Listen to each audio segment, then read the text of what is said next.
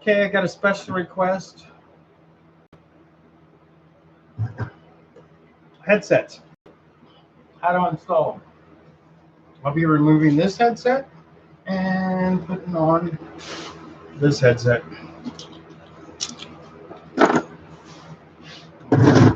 That is if I can find all the pieces, right? I like these better because built-in bearings over or enclosed bearings over loose bearings because they'll stay cleaner. I'll start with disassembly. I still need to find the other piece. So that's down there. It's a little closer so you can see the headset. And the motor's still hot. I just got back from the store.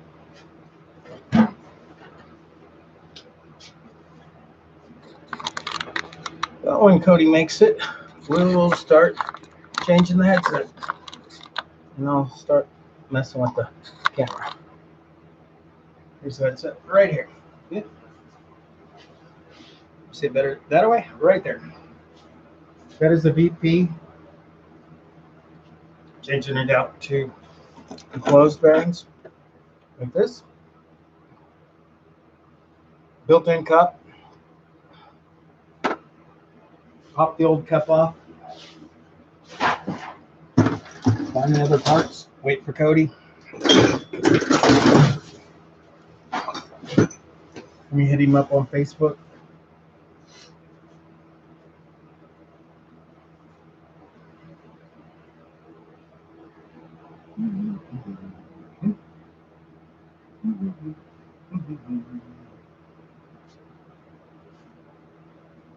Hi, Cody. Cody's the guy who made this beautiful pipe for me. I really like the pipe. If you have any questions while we're waiting for Cody, please hit me up. I'll get the negotiator out of here. And look for the other parts. Change up headset. This is a standard headset. This is the part that you want to clean and get all the rust out, and then work each line with the negotiator. Clean up all the rust. Basic headset, 1-inch headset, 1 1/4.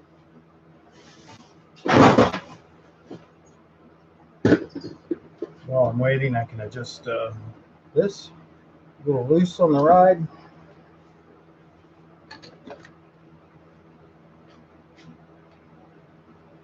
So we're waiting for Cody. I will tighten up the headset, or I mean the steering wheel. I get people that ask me how I make these. That is a regular steering wheel where I cut here and here with the portaband. Just tighten them up so they don't spin on me. Keep the head these tight all the time. Right here. And here.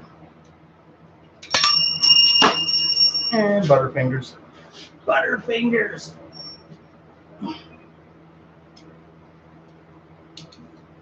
We got one guest. Is that Mr. Cody? Say hi. I'm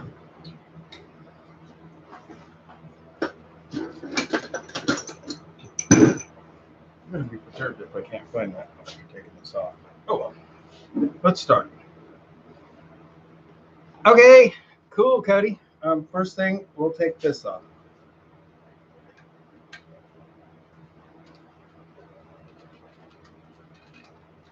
Okay.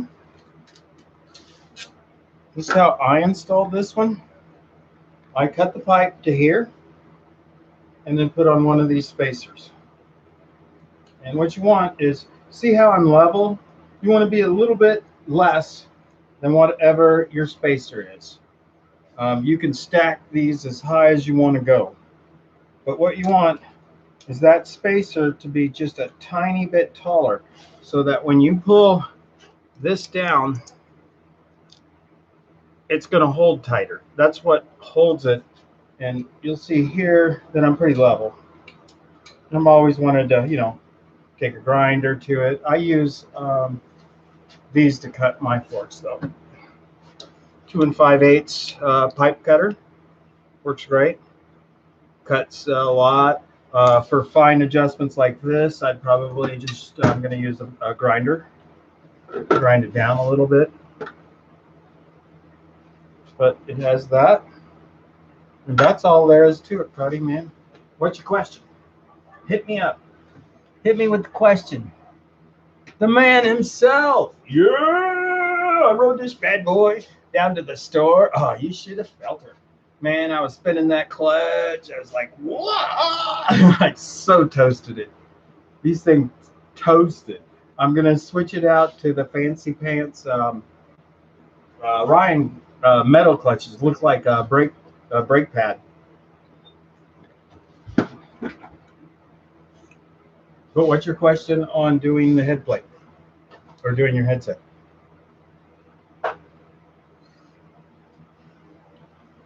Cut it to a little bit less than your thing, and pull it up. I'll pull off the top too. I'll show you how far I put the piece inside.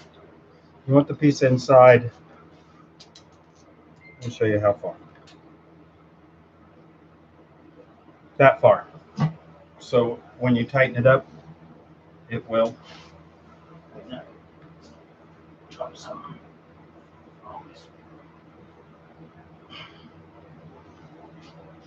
So you want this lower. You sent a photo. Sweet. Thank you for subscribing. Join the fun. But you want this right here. You want your flower or your holding piece about that deep. So when you put this in, don't put it in too far because you're never going to pull it back out.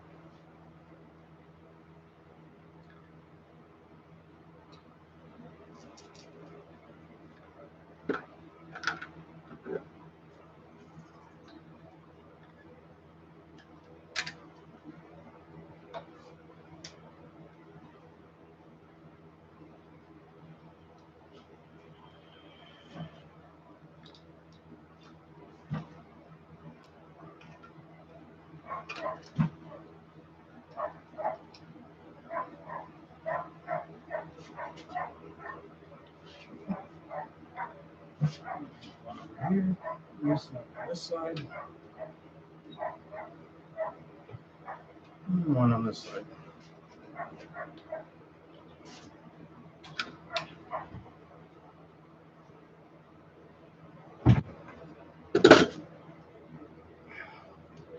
Now, if that's all loose, I'm going to pull off these that I just tightened.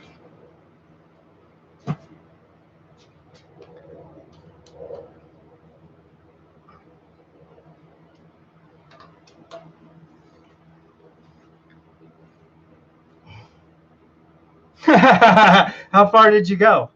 If you go too far, you're just screwed. Did you go too far on your flower nut? Did you go too far? Did you go too far, Rooski? Because if you go too far, you can't. I haven't been able to ever get them back up. I just put another one in there. If I go too far, I pound it in further and get another one and just put that in. It's a lot of fun. I like messing up like that. I'm always like, God, that's a lot of fun messing up like that. And then this goes like that. This is your top piece. And this is your spacer. This is what always wears out, the little plastic piece. Next is your bearing and cup right here. What questions can I answer for you about your headset? Will, how much did you invest in your blue bike? Okay, I bought this I invested more time than anything. I built the frame 2 winters ago, and I spent the whole winter doing just the frame. When you buy a gas tank frame, then all the bills come. Then you need a fork. Then you need a disc. Then you need wheels. Then you need a head. Then you need a thing. I think I'm probably have $800 or $900 in this bicycle, but don't tell anybody. Don't tell anybody that. But mostly time. I mean, this engine right here, I probably have. I've done this engine right here, the 38. I've built 5 times now, and I really, really like the 38. I live in Colorado, and there's a ton of hills, and I use the 38 to climb anything. It's a clutch smoker, though. Anything 52 millimeter and above, it's going to smoke your clutches. Yeah, you want to see a smoking clutcher? I'm making this for Rusty. Here it is. This is a 56 millimeter, 660 over bore, over a 50 millimeter stroke. This thing is a huge saw. This thing they put on 36-inch chains, or I mean thing to chop down a freaking chop down 100-year-old oak tree. Take a look inside of that bad boy. No open transfers, but look at the size of that transfer. I mean, that is a good 1.5 inches there. 2 inches. Well, let's go millimeters for everybody from everywhere else in the world. But look at the size of the transfers on that. I measured the stroke yesterday, and I swear I could use a 50 millimeter rod on that. I bought a 44. This is my 44 I bought right here. This is an MZ Miami 44 millimeter stroke. I can tell it's off of something else because the rod isn't a China doll rod, because this right here, the pin is 13.9, which that's a chainsaw. But this isn't a chainsaw rod. I don't know whose rod or whose copper's spacers those are. But if you put that in there, you put this 660 on there, and if you look inside, it'll tell you how much you have to remove. Let me get my light. Try and shine from the back. If you could, let's go this way. That's top. See how that's the piston inside. That piston's supposed to be closed on the intake. So that's how much I'll have to remove off of this to change the timing, raise the piston up, and be able to use it. Why I like the 38 is the 38 is really close to a China doll. Actually, I have to cut the squish just a tiny bit, or use a spacer. What I like to do is I like to cut the squish. How do I cut the squish? I use my own, very own, invented squishy cutter from Squishy Land. Somewhere here in this mess, somewhere in this giant mess, I have something to cut the squish with. Facebook's going crazy. My dog's going crazy. There's a dog outside without him. It's his turf too. He owns the neighborhood. He owns the cul-de-sac. It is his. How much did you invest in your blue bike? I'll say 800. Okay. Did I get the headset question answered for you, Cody, or do I have to pull this out? I really don't want to pull this out until I find my bottom. But when you buy a headset, look for this, dude. Look for a bearing like this that's enclosed. It's not going to pick up dirt. And it's got its own cup that builds into it. It pops in like that. You won't lose bearings. You won't have any of the issues like you're going to have with this set. Everybody that rides a gas tank frame, there's my other bearing right there, sweet. Everybody that rides a gas tank frame, they're always, when they stop, you could tell it goes, and you'll see it go like that. That means their headset's not set right. And it really sucks to have a gas tank frame with a headset that goes like this when you stop, because you don't have this thing freaking perfect. And these things are so much more forgiving than bearings.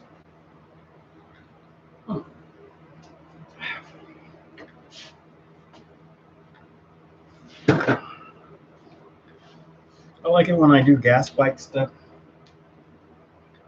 Like everybody's like with me. Oh, life goes on.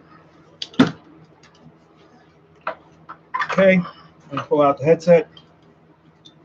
Do some fancy work here. There we go.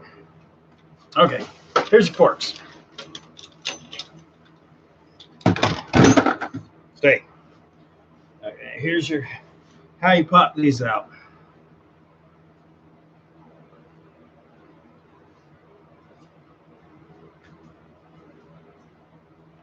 This is a tool I invented out of a torsion tube. I invent everything out of garage door parts. What are you going to ask me? Let's see. I have all the bearings cups seated. Okay, when you seated your cups, dude, let me ask you this. Did you bend the cup? Okay, bearing cup seated. I have the trim post. My question is about flowers because they won't just slide in and I have to give them pressure. That's correct. That's correct. You want to use this screw to put it in, dude. And you want to screw it in to right there so you don't put it too far. So you make sure your screw will bite it. And when you put it in, don't pound it too far. Remember that, put this cap on it too, so you won't go too far. Because if you go too far, you have to buy another flower nut and pop it in, which is not a bad deal, but usually you have to buy the whole headset. I mean, usually a headset's like $12, $15, something like that, $8. And you want a headset that you don't bend the cups in, because if you bend the cups, it'll suck, dude. Okay, what's the next question? Do you reveal all engines or some of your engines with American bearings, since most of the stuff in the two-stroke engines come with cheap bearings and other cheap stuff that replace? Good question. What I do is I split the engine. Okay, I'm this far on the engine right now.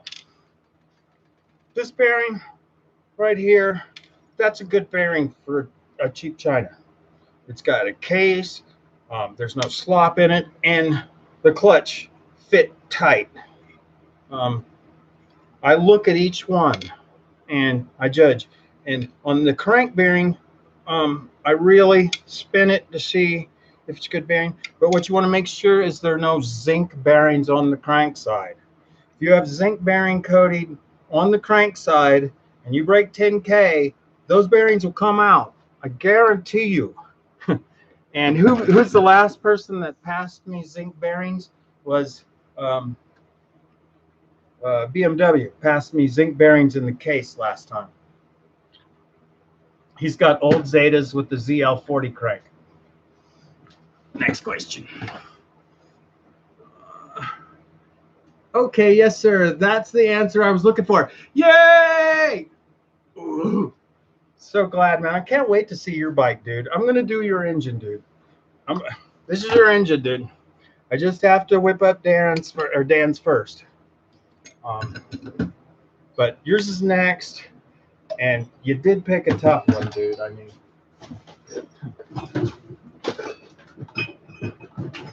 this freaking billet case.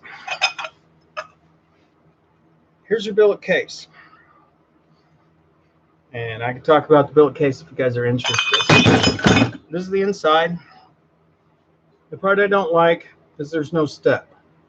And there's a little ring that holds a little C-clip that's supposed to hold your clutch in.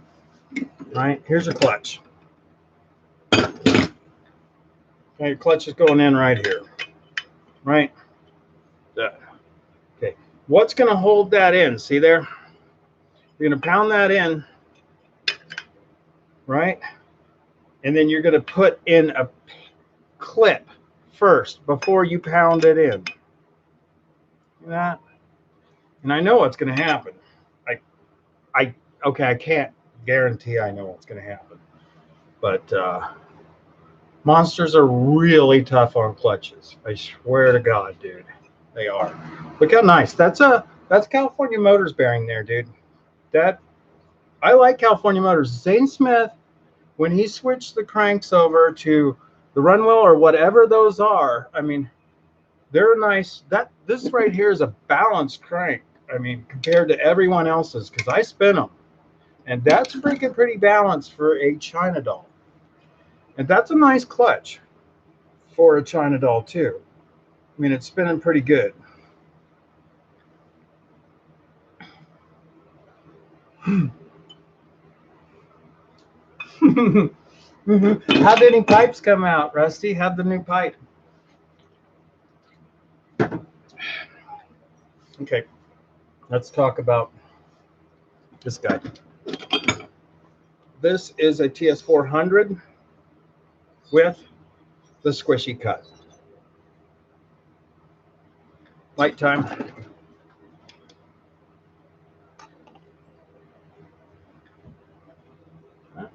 That's how much is cut. Everybody, what kind of port do you do? I do squishy cuts.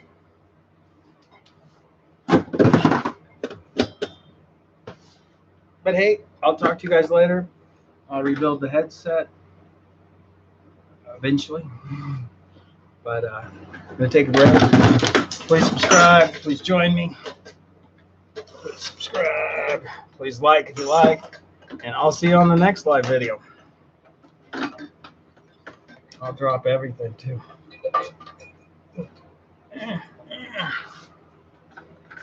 Thanks, guys, for subscribing.